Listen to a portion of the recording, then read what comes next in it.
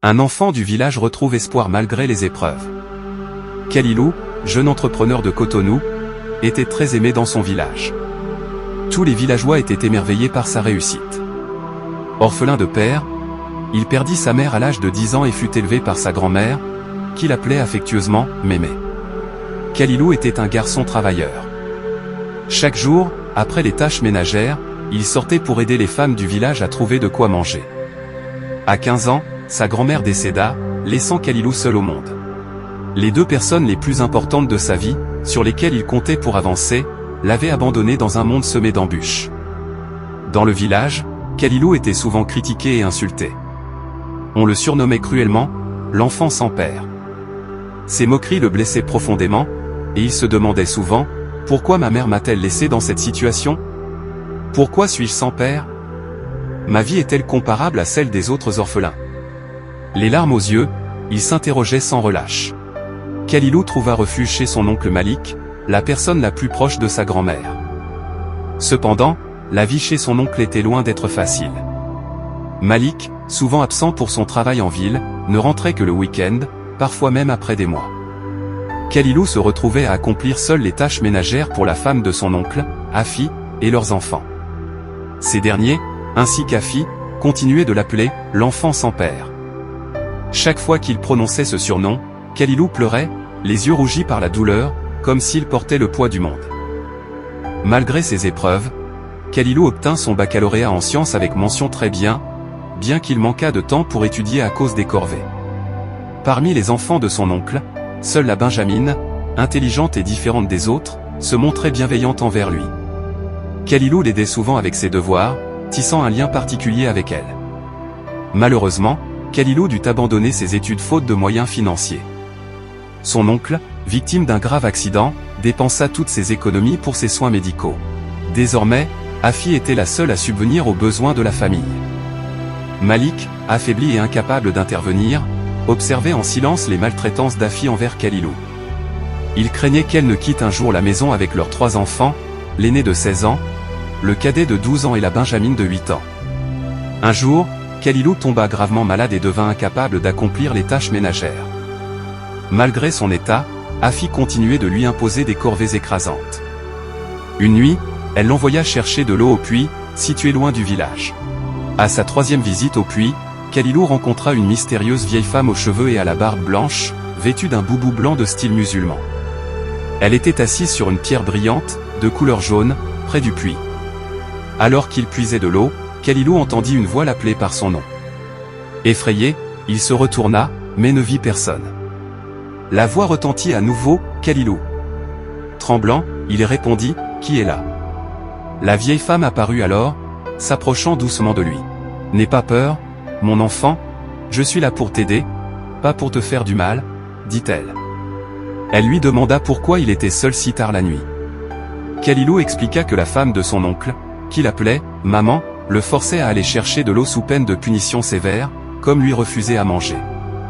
Il raconta aussi la paralysie de son oncle, son statut d'orphelin et son désir ardent de reprendre ses études universitaires, freiné par le manque d'argent. La vieille femme, émue, soupira et lui demanda de revenir le lendemain à la même heure, promettant de l'aider à poursuivre ses études. Rassuré par ces paroles, Kalilou rentra chez lui, le cœur plus léger. Cependant, Afi, furieuse de son retard, l'accueillit avec des reproches. « Pourquoi as-tu pris autant de temps ? Ne sais-tu pas que j'ai besoin d'eau pour me doucher, et ton oncle aussi ?» Lorsque Malik tenta d'intervenir, Afi le coupa sèchement. « Tais-toi, je ne t'ai pas demandé ton avis. » Angela, l'aîné des enfants de Malik, remarqua que Kalilou cachait quelque chose. Sur ordre de sa mère, elle décida de le surveiller de près. Le lendemain soir, comme convenu, Kalilou retourna au puits. Il y trouva un sac, et la vieille femme réapparut. « Ouvre ce sac, prends cette perle et garde-la précieusement. Utilise-la lorsque tu en auras besoin, » dit-elle. Kalilou la remercia chaleureusement et rentra chez lui. Ce qu'il ignorait, c'est qu'Angela, cachée dans les broussailles, avait tout entendu. Dès lors, la vie de Kalilou changea. Grâce à la perle, il retrouva espoir et confiance. Il travaillait avec plus d'entrain, convaincu que les promesses de la vieille femme se réaliseraient. Il planifiait son départ pour l'université, qui approchait à grands pas. Ses prières semblaient exaucées, comme par miracle. Une semaine avant la rentrée, tout était prêt pour son inscription. Mais Afi, suspicieuse face à ce changement, confronta Angela. « Que me caches-tu ? Je t'avais dit de surveiller Kalilou. » Angela lui raconta alors ce qu'elle avait vu et entendu au puits. Le soir même, Afi interrogea Kalilou, feignant l'intérêt pour ses projets universitaires. Elle discuta longuement avec lui, gagnant sa confiance. 2 jours avant son départ, elle prépara un repas spécial pour lui. Malik, ravi de voir sa femme changer d'attitude, crut à une réconciliation familiale. Kalilou, touché par ce geste, remercia Afi.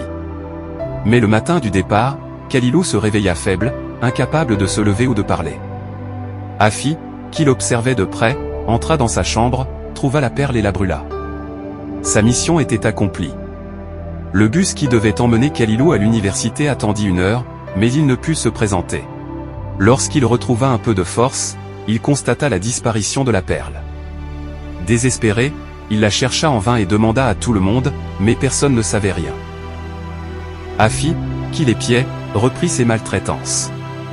Malik, conscient de la cruauté de sa femme, murmura à Kalilou des paroles de réconfort, mais, par peur, il n'osait pas s'opposer à elle. Une semaine avant la fin des inscriptions universitaires, Kalilou, brisé mais résilient, continuait de lutter pour son avenir, malgré la perte de la perle et les obstacles dressés par Afi. Quelques jours après, Kalilou annonce qu'il va en ville pour poursuivre ses études. Sa mère lui demande s'il a de l'argent pour le transport et comment il va survivre là-bas. Il sourit et dit « Ça va aller, maman ». Il va également dire au revoir à son oncle. Ce dernier lui souhaite bonne route et bonne chance dans son voyage ainsi que dans son désir de continuer ses études. Afi regarde Kalilou d'une manière si intense qu'on dirait qu'elle veut le tuer sur place. Tous sont étonnés, comment est-ce possible? Où a-t-il trouvé l'argent? Ces questions tournent dans leur tête.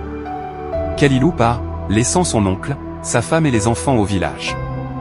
Il avait rangé ses habits et autres affaires dans des sacs, un pour les vêtements et un autre pour ses documents et cahiers. C'était une matinée lorsque Kalilou a décidé de partir. Certaines personnes du village étaient étonnées, d'autres le pointaient du doigt et se demandaient comment il avait obtenu l'argent pour aller en ville. Depuis que son oncle est revenu, sa mère ne lui laisse aucune liberté. Chaque jour, il est le seul à travailler et il est puni. Une personne dit, ce n'est pas sa mère, tu oublies qu'il n'a pas de père, c'est un enfant de plusieurs pères. Une autre ajoute, donc, sa mère était une prostituée, elle n'a pas reconnu l'homme qui l'a mise enceinte. Et tous éclatent de rire. Arrivé en ville, Kalilou rencontre le directeur de l'école, qui le prend comme son propre enfant. Le directeur et sa femme, âgés de 40 ans, n'ont jamais eu d'enfant depuis leur mariage. Ils adoptent Kalilou comme leur fils. Kalilou, jeune homme responsable, intelligent et respectueux, sait ce qu'il veut accomplir dans sa vie. Lors de sa première année à l'université, il surprend ses professeurs, y compris le directeur général. Il surpasse tous ses camarades de classe avec d'excellentes notes. Personne n'a obtenu de telles notes et mentions à chaque examen. Il est exceptionnel. Pendant les 4 premiers mois, les parents des autres étudiants viennent rendre visite à leurs enfants et leur apportent de la nourriture, mais personne ne vient voir Kalilou. Son oncle aurait peut-être fait ce geste, mais, malade, il ne peut pas se déplacer. Le directeur de l'école garde un œil attentif sur Kalilou. Un jour, il l'appelle et lui demande des nouvelles de ses parents. Le jeune homme, ému, raconte tout avec des larmes aux yeux. Le directeur, Ahmed, est lui-même touché, des larmes perlant dans ses yeux.